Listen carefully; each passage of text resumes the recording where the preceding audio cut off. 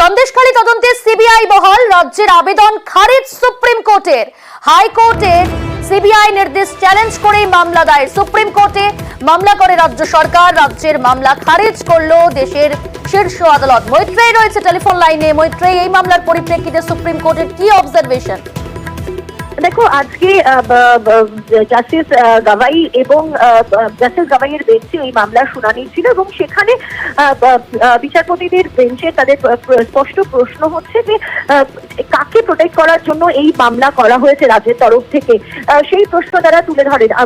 রাজ্যের তরফ থেকে শুনানিতে ছিলেন, রাজ্যের তরফ থেকে সওয়াল করেছিলেন অভিষেক মানু সিংভি এবং তাকে স্পষ্টতই এই প্রশ্ন করেন। অভিষেক মানু সিংভি যদিও তিনি জানান যে গোটা বিষয়টাই রাজনৈতিক উদ্দেশ্যে ব্যাপারটিকে বাড়ানো হচ্ছে। ইতিমধ্যেই যে 43টি এফআইআর হয়েছে তার মধ্যে 42টি এফআইআর এর চার্জশিট দেওয়া হয়েছে, মহিলা আইও নিয়োগ করা হয়েছে এবং তিনি গোটা বিষয়টি তদন্ত করছেন। অর্থাৎ সেখানে যে রেশন নিয়ে যে দুর্নীতি হয়েছে এবং তার সঙ্গে সঙ্গেই জমি সংক্রান্ত মামলা এবং নির্যাতনের যে মামলা, মহিলাদের উপর নির্যাতনের যে মামলা, সেই সবকিছু মামলা তদন্ত করা হচ্ছে।